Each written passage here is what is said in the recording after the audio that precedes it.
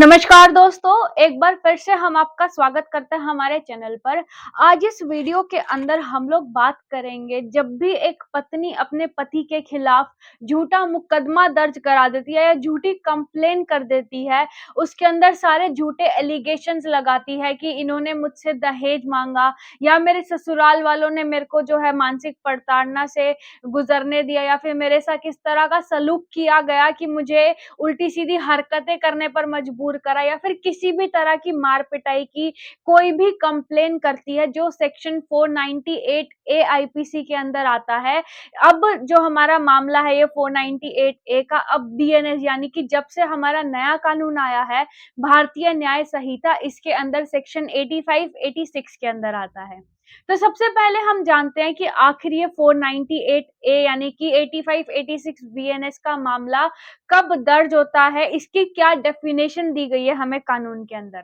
इसके अंदर हमें यह बताया गया है कि जब भी एक पति या पति के घर वाले यानी कि जो पत्नी है उसके ससुराल वाले या उसका पति जब भी उसके साथ ऐसा व्यवहार करे कि उसको सुसाइड करने तक की नौबत आ जाए, एक तरह से उसे आत्महत्या करने तक का उकसा दिया जाए या फिर उसके साथ मार पिटाई की गई हो इस हद तक, या फिर उसको जो है दहेज की मांग की गई हो ससुराल वालों की साइड से या पति की साइड से, उसके अंदर 498 ए यानी कि जो 85-86 है उसके अंदर ये सब कुछ इंक्लूड हो जाता है। जो भी ससुराल वाले या पति उसके खिलाफ करते सारा हैं, इसके अंदर इंक्लूड हो जाता है। तो दोस्तों, आगे बात करने से पहले अगर आप हमारे चैनल पर नए हैं तो चैनल को सब्सक्राइब जरूर कर लीजिएगा, और अगर ऐसा कोई मामला दर्ज है आपके खिलाफ, आप कुछ जानना चाहते हैं इससे रिलेटेड, तो आप हमें कमेंट करके पूछ सकते हैं, हम आपका रिप्लाई जरूर करेंगे। और अगर आपको कोई भी इसके अलावा कोई समस्या है, आप कुछ जानना चाहते हैं, तो भी आप हमें कमेंट करके पूछ सकते हैं। तो अब हम जानते हैं ऐसे मामले के अंदर नॉर्मली क्या होता है। जब भी एक पत्नी आपके खिलाफ इस तरह का मामला दर्ज करवाएगी झूठा दहेज का, यानी कि कोई भी झूठा मामला होना चाहिए, यहाँ पे हम झूठे मामले के बारे में बात कर रहे हैं कि आपके खिलाफ जब भी एक पत्नी झूठा मामला दर्ज कराती है, उस सिचुएशन के अंदर सबसे पहले पत्नी या तो महिला आयोग में जाती है। अगर आसपास महिला आयोग नहीं है यानी कि कोई स्पेशल वुमेन सेल नहीं है, तो उस सिचुएशन के अंदर जो है किसी थाने के पास पावर दी जाती है कि इस तरह के मामले वो थाने वाले देखेंगे। तो या तो उस थाने के पास जाएगी, आपके खिलाफ जो भी उसने एलिगेशंस लगाने होंगे, जो भी इल्जाम वह लगाना चाहती है,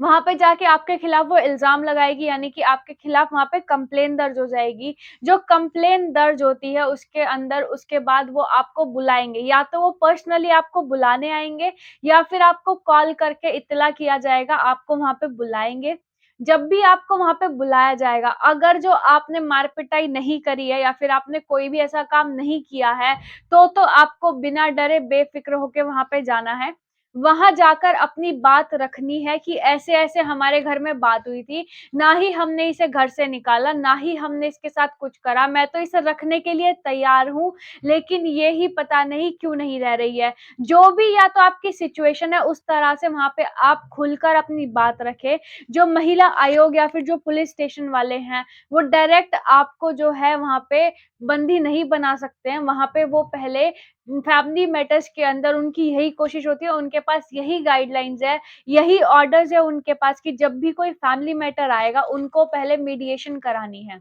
मीडिएशन या तो महिला आयोग में भी होती है, वरना अब तो एडीआर के सेंटर्स बना दिए गए हैं। एडीआर यानी कि जहाँ पे जो घरेलू मामले होते हैं उनकी मीडिएशन कराई जाती है, आपसी समझौता कराया जाता है कि अगर रिश्ता बच सकता है तो उस रिश्ते को बचाया जा सके।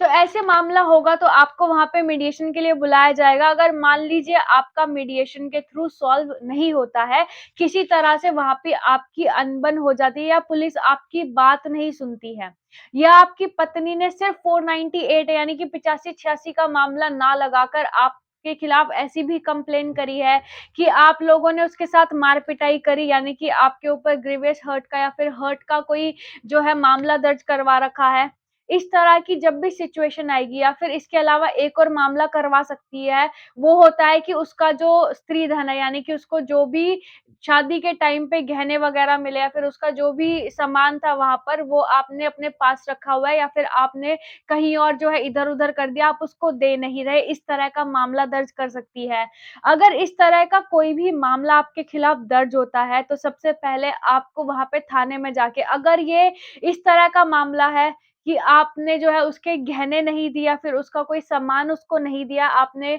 या इधर-उधर कर दिया, इस तरह का अगर आप पे कोई इल्ज़ाम है, तो आप थाने में सबसे पहले जाके ये चीज़ क्लियर करेंगे कि इसका जो भी सामान है, मैं वो देने के लिए तैयार हूँ। अगर आप उसे रखना चाहते हैं, तो आप थाने में यह भी कह सकते हैं कि अपना सामान ले लेगी, ऐसे ही रखा है, मैंने तो मना ही नहीं करा। या जो भी मामला है, उस बारे में वहाँ पे साफ-साफ पुलिस को बताएँ कि ऐसा तो कुछ भी नहीं है, जिस तरह का ये इल्ज़ाम लगा रही है और मैं अभी भी साथ में रखने को तैयार हूँ। अगर आप रखने को तैयार हैं, तो आप वहाँ पे बोल सकते हैं कि मैं अभी भी रखने को तैयार हूँ, लेकिन ये ही नहीं आना चाहती। तो इस तरह के जब भी मामले होते हैं, तो वहाँ पे बिल्कुल क्लेरिफ़ाई करें और रही बात मार-पिटाई की, अगर मार-पिटाई का उसने कोई इल्ज़ाम लगाया, तो उसके लिए मेडिकल करवाया जाएगा। बिना मेडिकल के मार-पिटाई जो है साबित नहीं होगी। अगर आपने मार-पिटाई नहीं करी है, तो मेडिकल में कुछ भी नहीं आएगा, तो वो तो आपका वैसे ही हट जाएगा। अगर इसके बाद भी मान लीजिए आप लोगों का समझौता नहीं हुआ, किसी भी मामले में आपका समझौता नहीं हो पाता है, तो इसके बाद जो है केस होगा,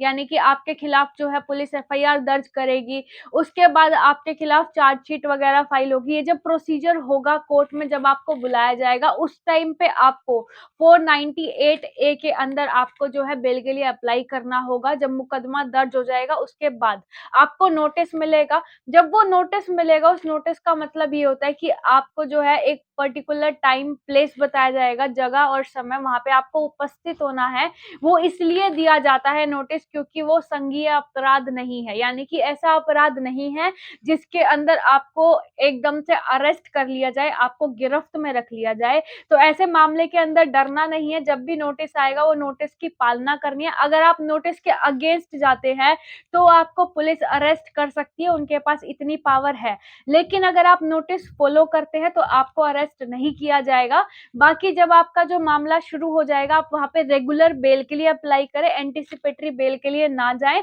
बिना मतलब में पैसा बर्बाद ना करें। जो दूसरा ऑप्शन है इसके अलावा आपके पास वो ये है, मान लीजिए आपकी पत्नी जो है घर छोड़कर अपने मायके चली गई। अगर वो मायके चली गई, आपको ऐसा लगता है कि वो आपके खिलाफ दहेज का, मार-पिटाई का या फिर आपका सामान वापस ना करने, इस तरह का कोई भी आपके खिलाफ मामला दर्ज करवा सकती है। तो आपको सिर्फ एक काम करना है, किसी भी वकील के पास जाना है। सेक्शन 9 हिंदू मैरिज एक्ट का एक जो है एप्लीकेशन लगवानी है कि आप अपनी पत्नी को वापस बुलाना चाहते हैं। सेक्शन 9 बोलता है रेस्टिट्यूशन ऑफ कॉन्जुगल राइट्स, यानी कि जो आपका वैवाहिक जीवन है उसको वापस से जो है एक वैवाहिक जीवन को कंटिन्यू करवाना, यानी कि आप अपनी पत्नी को अपने साथ रखना चाहते हैं। उसमें इस तरह की बातें लिखें कि इस तारीख को फलाना को वो छोड़कर चली गई थी, आपने इस तरह की कोशिश करी, उसको बुलाना चाहा, आप वापस आ जाए या फिर मैं आपके साथ रहना चाहता हूँ, हम अपनी गृहस्थी चला सकते हैं। इस तरह की चीज़ें आपका वकील उसमें लिखेगा। वैसा जो है आप एक नोटिस भेजिए अपनी पत्नी के पास।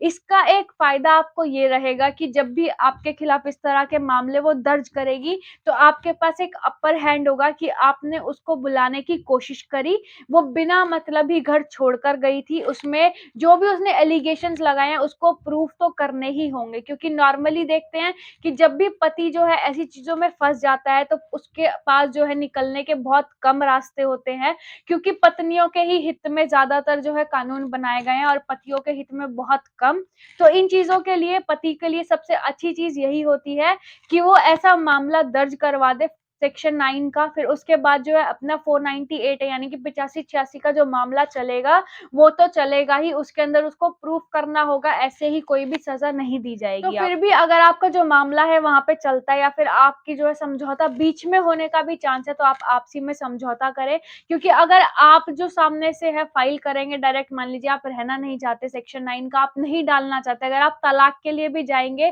तो ये चीज़ अपने दिमाग में ज़रूर रखिएगा कि अगर आप लोग तलाक लेते हैं, और आपकी पत्नी कमाने योग्य नहीं है तो आपको उसको मेंटेनेंस देना ही होगा, आपका मेंटेनेंस नहीं छुड़वाया जा सकता। ऐसी वीडियो हमने काफ़ी देखी ऑनलाइन कि मेंटेनेंस आपको नहीं देना पड़ेगा ऐसा। अगर आपकी पत्नी कमाने योग्य नहीं है, तो आपको मेंटेनेंस देना ही होगा और अगर आपसी सहमति से आप लोग अलग हो जाते हैं, बिना कोर्ट कचहरी के चक्कर के, तो उससे अच्छा तो कुछ है ही नहीं। आपसी में नेगोशिएशन करके आप जो उस मामले को खत्म भी कर सकते हैं। तो आज की वीडियो में सिर्फ इतना ही। अगर आपको फिर भी कोई डाउट है या आप कुछ पूछना चाहते हैं, तो आप हमें कमेंट करके पूछ सकते हैं, हम आपकी हेल्प ज़रूर करेंगे।